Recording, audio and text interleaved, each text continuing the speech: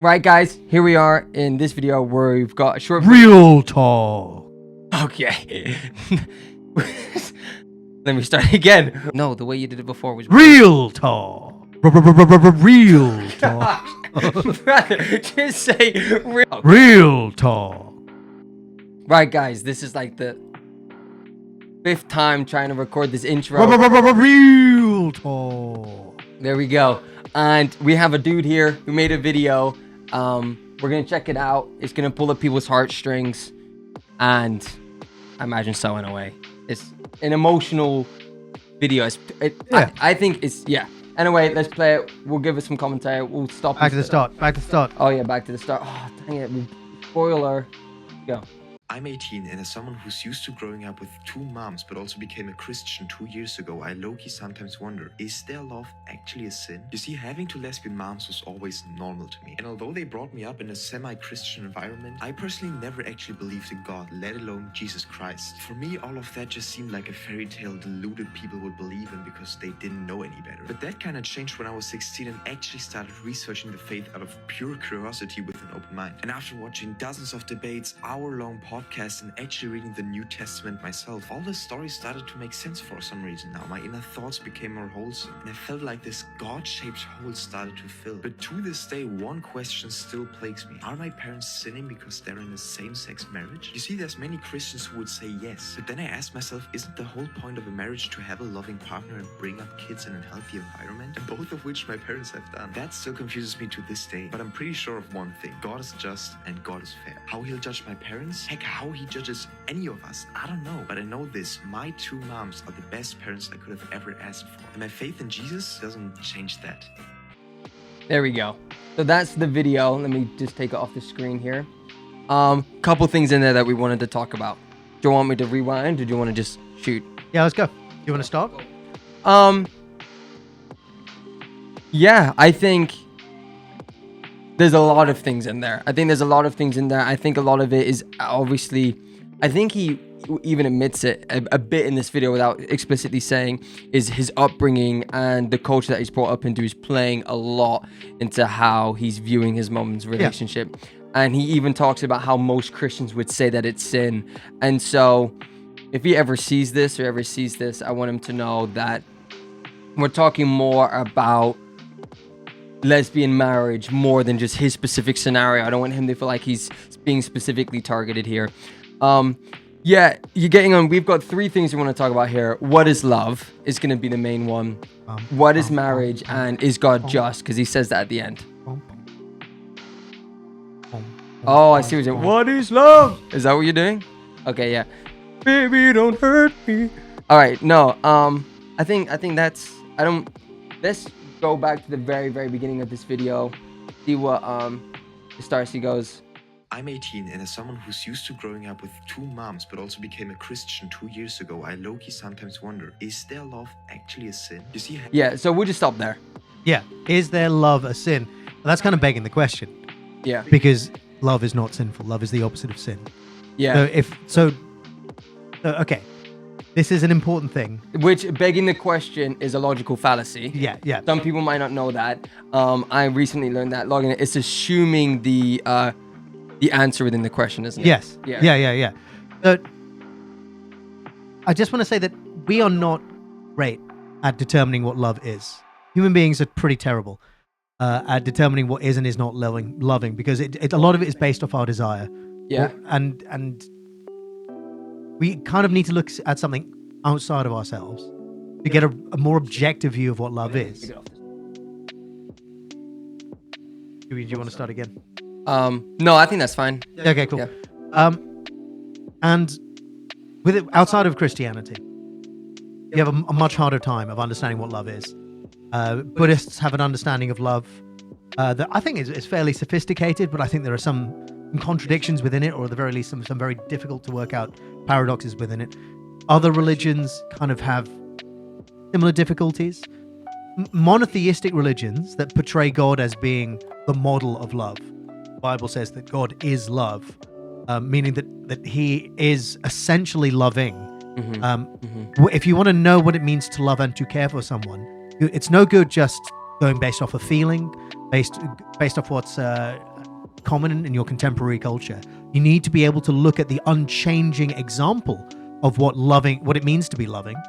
Jesus Christ, God, the Father, the Holy Spirit, the Trinity, to see what love is. So you need to suspend a whole bunch of assumptions if you want to really understand what love is. You can't just look at your parents, and as he says, because he's used to his two mums, because that's a complicated notion that also has a lot of assumptions built into it.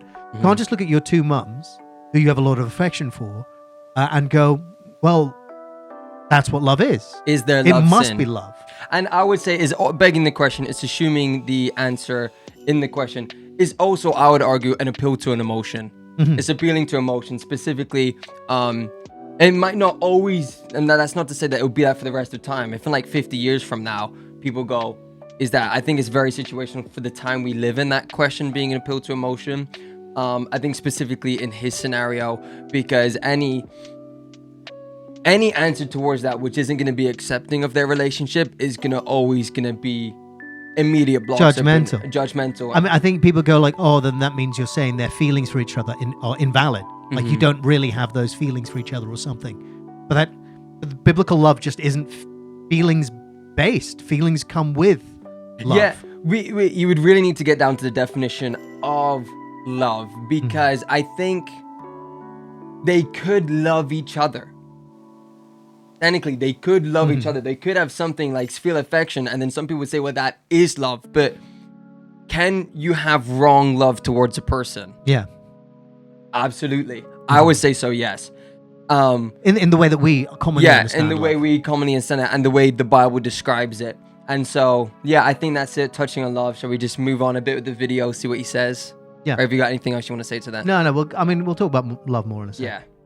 You see, having two lesbian moms was always normal to me. And although they brought me up in a semi-Christian environment, I personally never actually believed in God, let alone Jesus Christ. For me, all of that just seemed like a fairy tale deluded people would believe in because they didn't know any better. But that kind of changed when I was 16 and actually started researching the faith out of pure curiosity with an open mind. And after watching dozens of debates, hour-long podcasts, and actually reading the New Testament myself, all the stories started to make sense for some reason now. My inner thoughts became more wholesome, and I felt like this God-shaped hole started to fill. But to this... But I just want to stop there slightly, because I just want to give him credit. I don't know very many 16-year-olds Yeah, totally. who are like, hey, I think this is a fairy tale, this God thing is a fairy tale, and looks into it.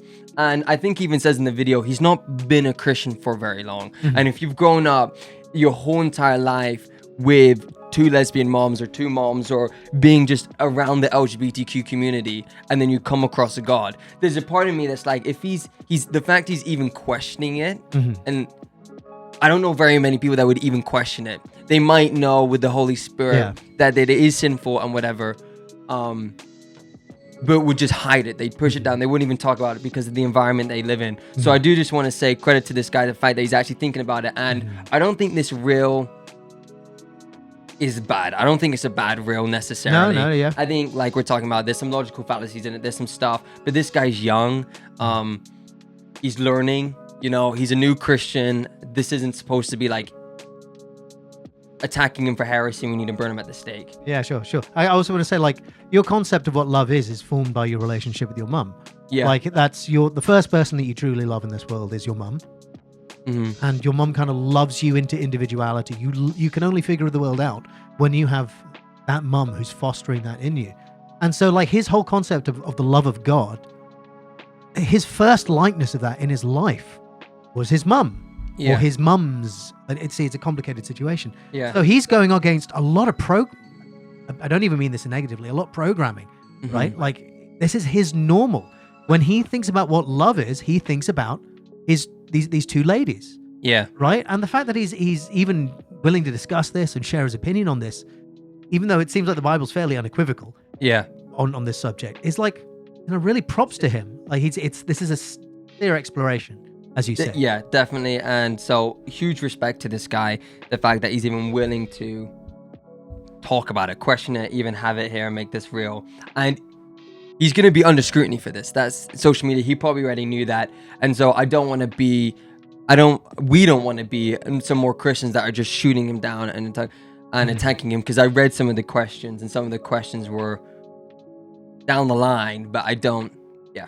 Sure. Let's go. Carry Say on. one question still plagues me. Are my parents sinning because they're in a same-sex marriage? You see, there's many Christians who would say yes, but then I ask myself, isn't the whole point of a marriage to have a loving partner and bring up kids in a healthy environment? Okay, that's a good place to stop. Yeah. Because that is so big. Yeah. So we need to. Love and marriage are so inextricably tied. Well, We let's need just to talk repoint about what you said. The statement is, isn't the whole, let's just go back. it. That's not up on the. Oh, it's not up on the screen. Dang it, you're right. Dang it. That's okay. I can post it. It's extra work for me, but we can. It's now back up on the screen. Because they're in a same-sex marriage? You see, there's many Christians who would say yes, but then I ask myself, isn't the whole point of a marriage to have a loving partner and bring up kids in a healthy environment? Both of which my parents have done. There we go. Let's stop. So there are so many presuppositions there. Isn't the whole point of a marriage to be in a loving relationship where you bring up kids? Yes, and this is so tough because this goes back to what love is. We need to understand what love is. So we just discussed how human beings were actually fairly rubbish at understanding what love is. Yeah. We need to look at He who is love, Yeah. Jesus Christ, to understand what love is in the first place. Love is a verb. It is a doing word. He, she, it loves. You act in love. You seek the well-being of another person. And that's also a really sophisticated and difficult idea. Because how are you supposed to know what's best for another person, right? From a Christian perspective, we have a book full of answers.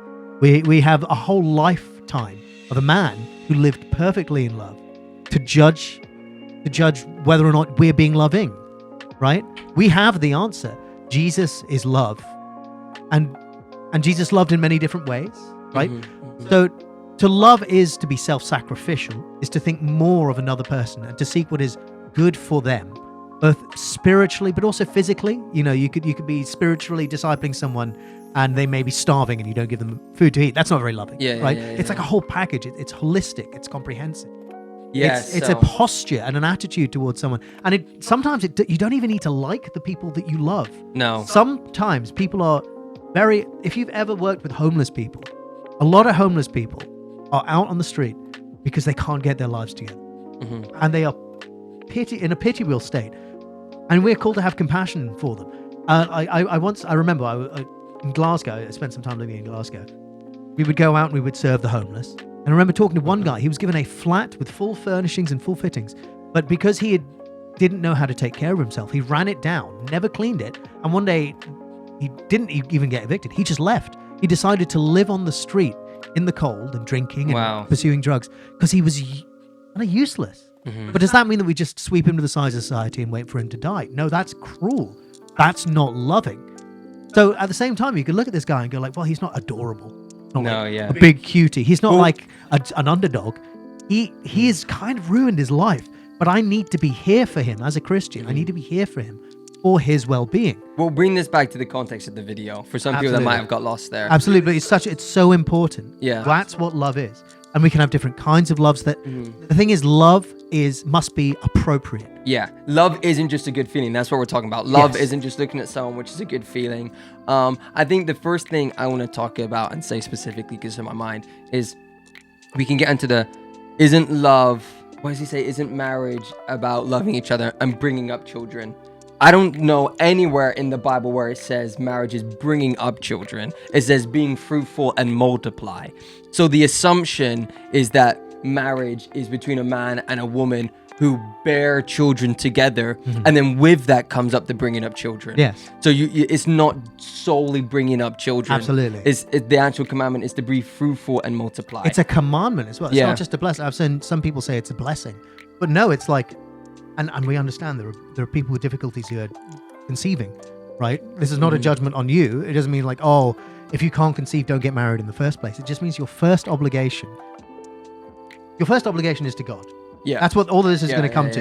Yeah. This is all going to come to a head in this way. Love and marriage serves God first, right? So a marriage is to serve the purposes of God and also to let the glories of the Trinity, that beautiful binding community of persons with one being that is in the Trinity, to have a little reflection of how amazingly beautiful that is on earth, with a husband and a wife, showing some of that love, and also the love that Jesus Christ has for us, some of that beauty captured in microcosm between a man and a woman. Yeah, right? yeah. And that's the first purpose. And the best expression of that is in fact to procreate, because God tells us to. Yeah. And if you can't do that, then serve God in that marriage in another way. Exactly. But that presupposes that there was a chance you could procreate in the first place. And also, yes, the most important thing ever, we don't make rules based off the exceptions to the rule. Yeah. You know? And so I just think long story short, his definition of marriage according to the Bible, and just, I would say, just according to life, is just wrong. Yes. I don't even think, and I would imagine when he's saying, isn't the purpose of marriage loving each other? Like the good, positive feeling? It's like, no. Like Pete was saying earlier, love is an act. So if we remove the good feeling away from love, your role is to serve the other person. Absolutely. And to love the other person.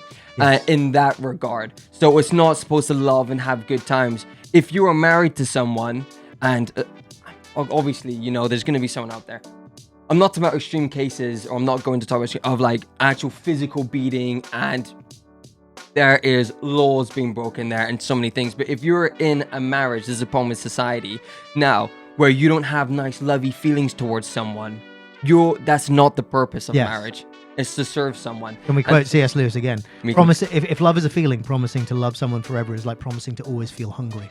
Yeah. It's ridiculous. It's impossible. That's not what it's about. Yeah, and this is why I think, when talking about LGBTQ relationships, most of them end up in polyamorous relationships or end up just breaking because you don't actually have the equal joining together that you have a man and a woman, a man and a woman, where the man is supposed to lay himself down for the woman and the woman's supposed to lay herself down in serving the man. Yeah.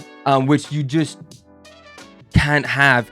Although, which is why usually with LGBTQ relationships and stuff, one of them will take up the position of being a man, or in a gay relationship, one of them will be more feminine.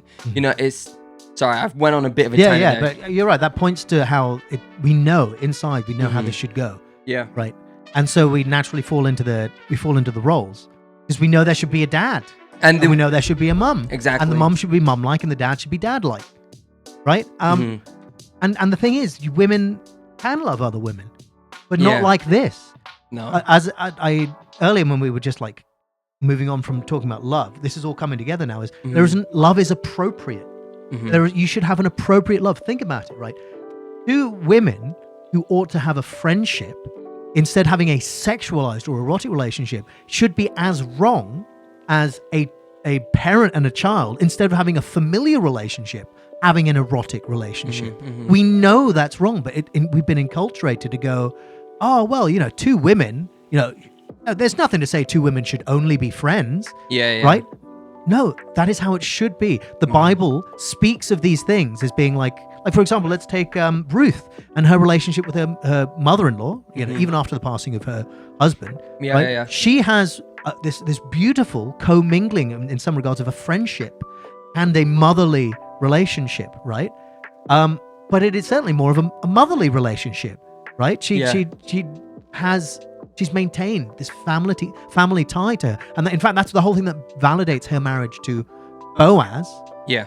Boaz? Yes. Boaz, Jesse, David. Yes.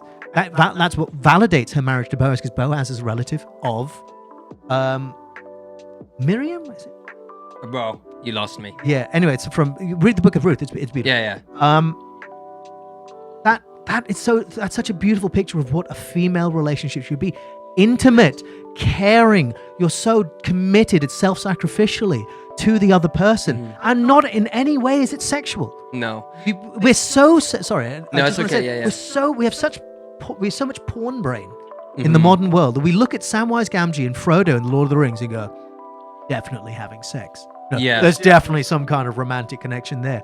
It's gross. That is a breaching of the categories. That is not, in fact, loving, because it's not appropriate. Anything that is inappropriate love damages the other person spiritually and psychologically. And you are not the best judge from the outside. And you're not the best because you don't have an internal perspective of what's going on in there, and you're also not the best judge because you don't know, you have an unclear picture of what an ideal relationship should be, and that's God's position. He knows the situation. Yeah. He knows how it should be. So I'm going to listen to Jesus, and then that doesn't mean that your parents, these two ladies who love you and have raised you, are actually secretly hating and toxically destroying one another. It doesn't need to be to that extent. Yeah. That may be happening behind closed doors. I'm not here to say that. But what I do know is that because it is against what God wanted for us, which is what is best for us, it is hurting them. Yeah. And this isn't to say, like you said at the end, that there isn't feelings there. There could be feelings there which some would call love. When we say that can't happen, it's not that that the feelings don't exist. It's just they actually, we've created some more categories here. They can't fulfill the biblical view of love. They actually just can't do that. You can argue, oh yeah, they have feelings for each other and cozy feelings for each other, and they may say they love each other, but when we look at the Bible, it's not like they just can't. It's impossible. And we've been calling it, I said marriage. You've been good, better at this than I have just in this video. They're actually not married, and this is the thing as well. They're not married. The biblical view of marriage, they're not even married. Oh, getting a call from my wife. I'll be back in 1 second, guys. And I'm just gonna check up on my wife. We can cut. River wider than a mile, I'm crossing you in style someday. My maker, my heart breaker, wherever you're going, I'm going the same. Two drifters off to see the world. Such a crazy world. Oh, we're all chasing after orange. Chasing after orange. Way, oh, ooh. That was so loud. Alright, guys. Oh, take up wherever you're going. I'm going the same. Anyway, continue. Alright, guys, I'm back. My wife's just not feeling very great, but so we got to finish this up. What was I talking about? Love. Their love in marriage and how it's actually just not a marriage. Yes, it is not a marriage. It does not fulfill the primary function of marriage, which is honoring God. Yeah. And the secondary function that ties into the first function, which is creating children. So yeah, it isn't, and that does not negate the fact that they may have done caring things for each other, may continue to care for each other. It's just not right. It is category error. It is inappropriate. Category error. And it's going to cause. Mike Winger calls this a love confusion. Yeah. Has the appearances of love, but at its core, because it is not like unto God's love, not love. Yeah. Love. And yeah, How long let's have we finish got it left? off. Yeah, we don't have too long left of this video. We'll just finish it off, put it back on the screen.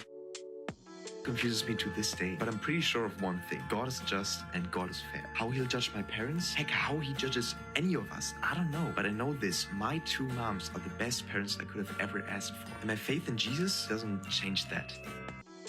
That's the end of the video. Yeah. Talking about judging his family, then we get off again. Talking about the just and how he's going to judge his parents. God is going to judge his parents. He's not going to. Yeah. We know how God's going to judge his parents, and it's going to be how he judges all of us. Okay, we need to be super clear on Yeah. this. There are certain things that you can differ on in Christianity, and I think that's actually super broad. Yeah. But there is a certain. I think the best way to judge these things. Your salvation is not about rule keeping, but there are certain things you should watch out for in regards to your attitude towards things that point out whether or not you've been born again, you've been transformed. And the thing is, if you Read the Bible. Genuinely read the Bible. Maybe these ladies have no idea. If these ladies call themselves Christians and have no idea what the Bible says, then they should be educated for their own good. Yeah. And then they'll be faced with the question of like, is this Bible, is this book, this divine scripture telling you that what you are doing is against the express will of God? And it's one of those teachings that is so clear. It is unavoidable. You can come up with many different hypothetical readings of the same passages and test them rationally with any degree of investigation, serious investigation. The answer is no. It's so clear that it speaks towards your attitude towards Jesus and his commandments if you reject it. And that's what we're saying. It's not rule keeping. I want to be clear. We're not saying that they've broken the rules and therefore they don't get to go to the happy place. That is not. We're already broken. That's the story Yes. there. We're already broken. Everyone's already destined for hell. And so this isn't to say, and I'm going to react to another video by myself of a woman that had an abortion. She goes, am I evil because I had an abortion? It's like, no, you were already evil. Yeah. You were already. So they may be doing an act which is sinful. And yes, every sin is equal in its ultimate punishment. Not every sin is equal in severity. Let's say. yeah, in its like what's the word? Not every sin is equal in its consequences for right now.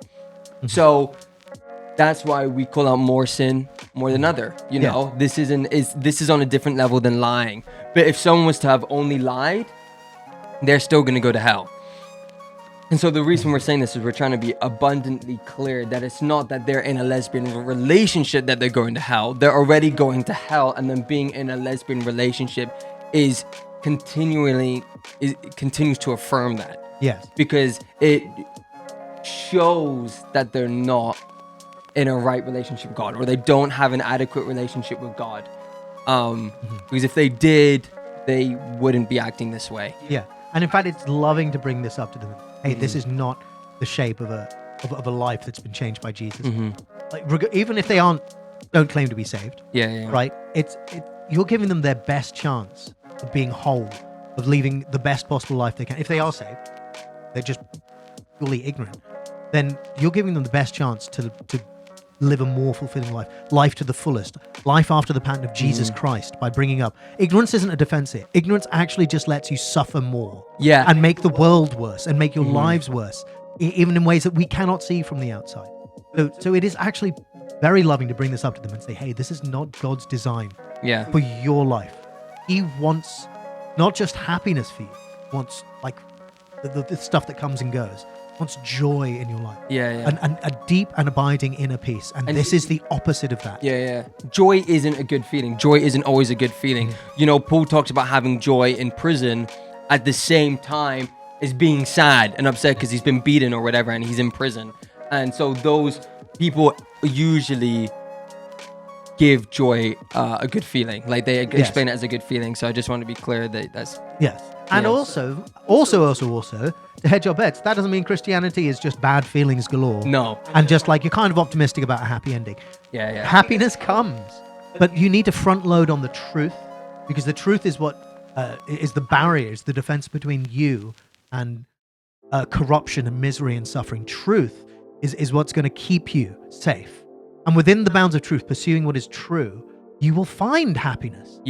But you can't, if you seek happiness by sacrificing truth, you wind up in wild places. You will wind up lost. And that's it, what you just said there. So in short, in ending this video with our 3 points, love isn't how humans define it, is how God defines it.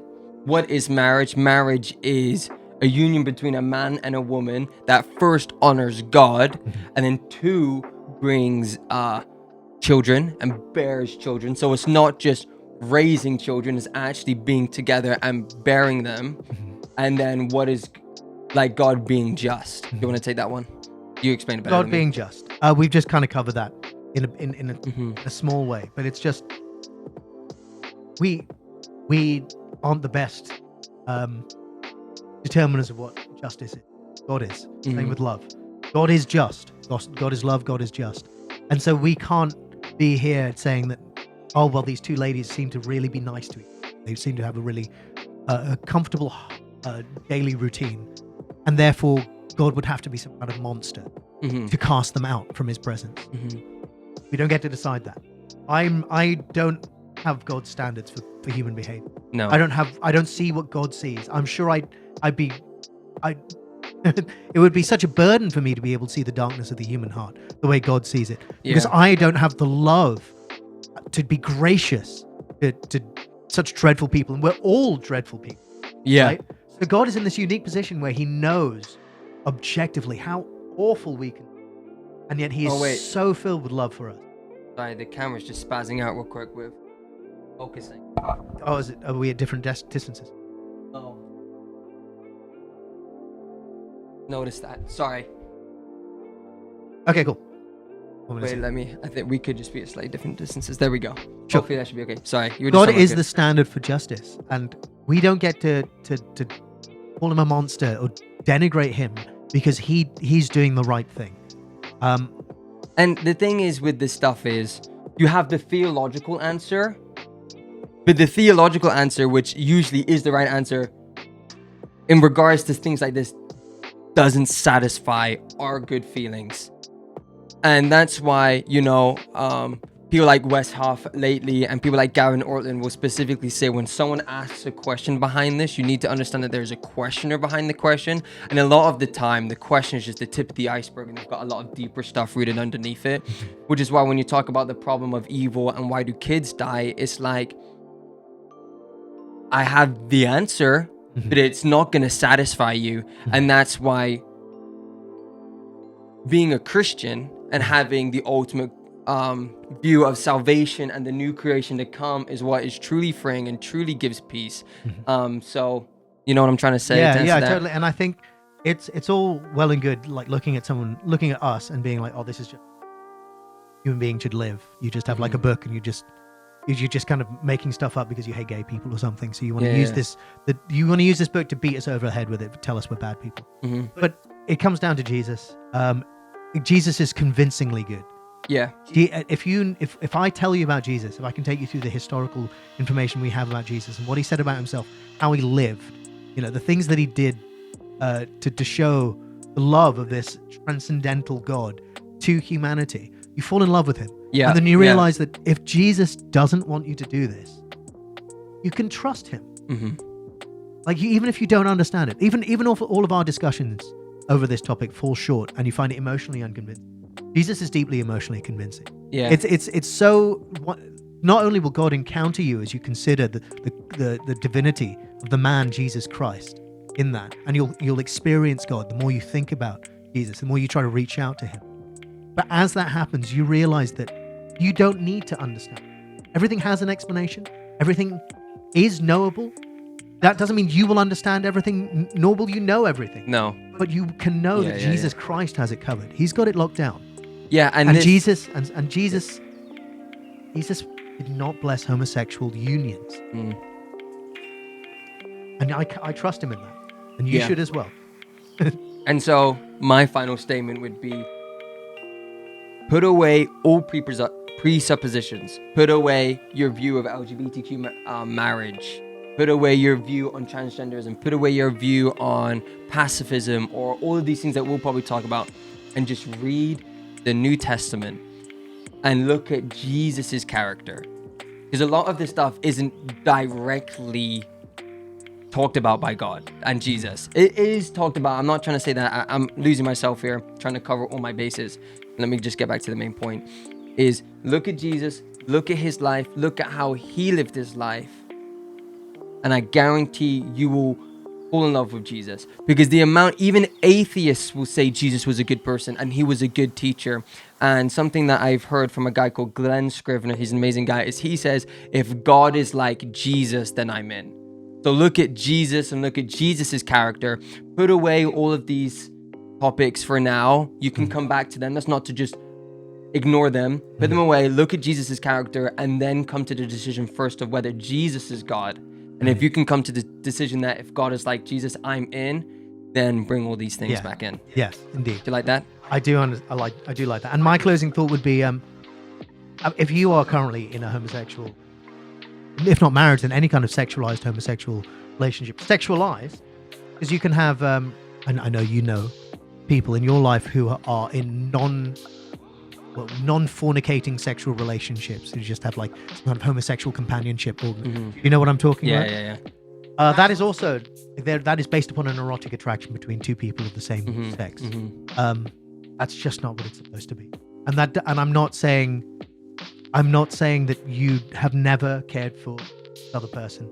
I'm not saying that they've never cared for you, that you're just in something that's just openly toxic. And no, what I'm saying is that not right. It is hurting you in ways that maybe you can't even perceive, maybe in ways that you can't even understand. And it is certainly a mockery of what God wanted marriage to be. Yeah. And so take a step back, look at it through God's eyes, and pray, seek community, seek the church for help in removing yourselves from this situation. And from eternity, you're going to look back at that decision and realize how much life that brought to you. But in the moment, it's going to suck, because it will always suck, especially the more closely tied your life is to another person. This guy's mums, which we didn't really get into, but that's a complicated situation. This guy's two mothers, as it were, would have greater joy, and they will be able to look back from eternity with Jesus Christ at the moment they separated and realize it was a good and right decision. Yeah, and I think this is definitely another topic for another time. But the false dichotomy a lot of LGBTQ people say is, if I'm not in a relationship with the same sex, then you are rejecting love from me. If I can't love someone of the same sex, then I can't love someone else, and I can't know love. That's a false dichotomy. You're saying either I have love and I'm with a homosexuality, and I'm in a homosexual relationship, or I'm not in a homosexual. All my days, and I'm not in a homosexual relationship, and I can't know love. That's a false dichotomy. That's another logical fact. It's a bit of porn brain. It's to say that a sexualized love is the highest form, and Jesus and God has for us a very parent-child-like love, though it's not exactly parent-child. It's something better. Jesus has kind of like an almost an erotic love, like husband-wife style love for all the people that he saved. But it's not that. It's better than that. It's a friendship, a deep and abiding friendship, like Frodo and Sam, is exactly as precious as an erotic love. It's just different. And I'm not willing to denigrate. We're underappreciated. Not willing to denigrate friendship to prop up your idea of true love, which is sex. That's it. Well, that's deep. That's definitely a conversation for another time. But we've already been going on a while here. Let's look. 40 minutes with, I don't know, final statements, real talk. We've already given our final statements, and our final statements went on to more statements. Yeah. All right. If you've made it to this part of the video, guys, appreciate a thumbs up, a like, and subscribe. All of that stuff. Share it with people if you want to. I think it's great. On 3, should we do real talk? 1, 2, 3. Real talk. I didn't realize we were doing the real. You want to do it again? Yeah, okay. What, with the real? Yeah. Okay. 3, 2. 1. On 3, 2, 1. That's cool. Yeah, that's good, man. So 1, 2, 3. Okay. 1, 2, 3. Real talk. Hey. Hey. Nice.